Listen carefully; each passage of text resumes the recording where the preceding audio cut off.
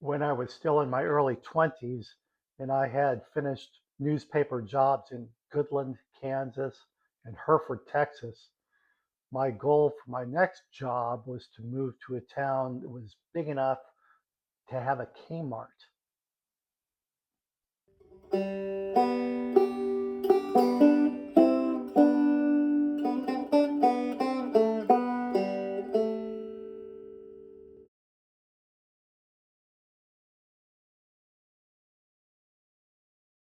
On a recent really nice Friday spring day, I drove out to Indian Grinding Rock State Historic Park.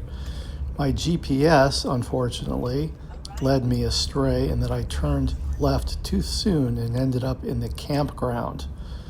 That'll teach me for trusting GPS. Anyway, I had to head down the road about another mile before I turned into the correct entrance, which led me to a large parking lot that was largely empty. Upon leaving your vehicle, you approach the visitor center, and here's a look back at the large empty parking lot. Off to the left, you can see one of two trails that lead off from this area. The visitor center is actually a museum, and inside you will find many tools, baskets, and other artifacts of the Miwok people, a actually a collection of tribes. There are several different categories of Miwok who lived in this part of California.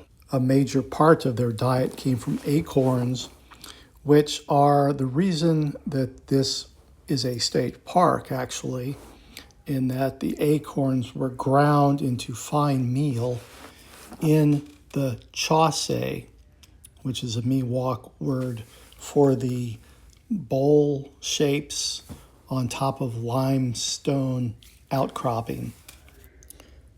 Outside, there are 1,185 mortar holes or chase throughout the park, which is 135 acres.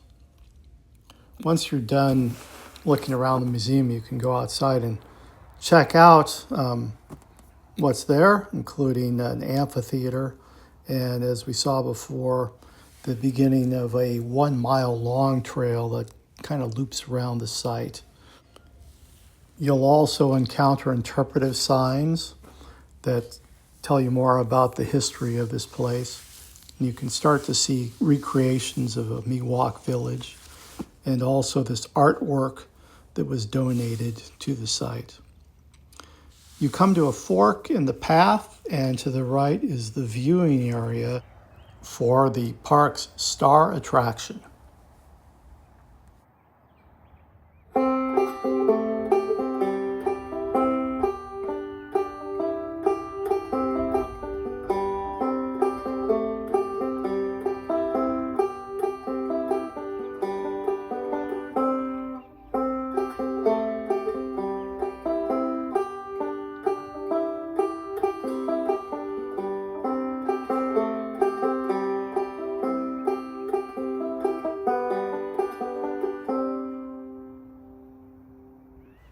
After you leave the platform and continue heading down the path, you start to see the roundhouse, and you also pass by some more examples of the grinding rocks.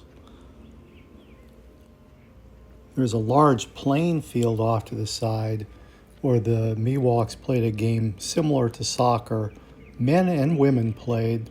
Women could handle the ball in whatever fashion. Men could only kick it, but they could pick up the women and carry them past the goal. Here's a map of the site. You can see at the bottom the game field. Over to the right, the Indian Museum, and also the roundhouse, which is now positioned lower left. Disappearing to the left is the reconstructed Miwok village.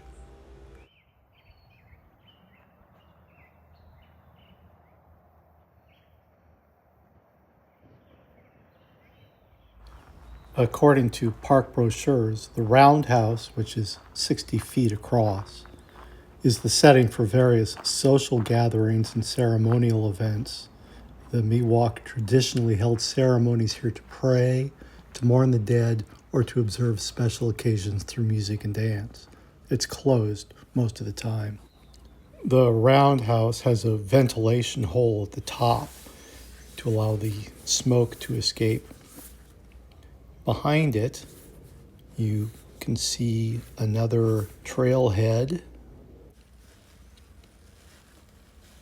This trail leads past the reconstructed Miwok village, where there are a few houses not too far down the way. And by the way, you can grab one of these brochures.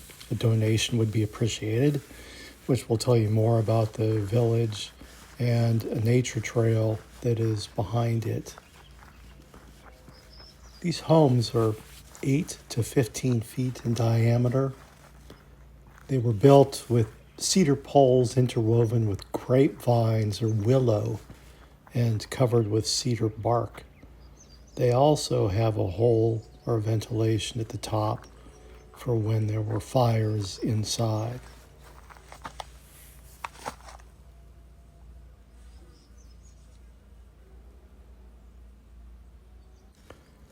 There are more than 130 species of native plants in the park, and it contains many different mammals, including jackrabbits, bobcats, and maybe even an occasional black bear.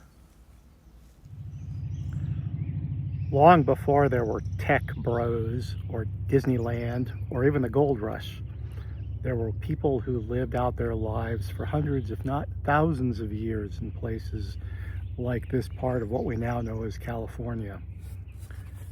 It's a quiet, tranquil place, perhaps busiest on weekends or when school groups are here. My daughter's school group came here several years ago.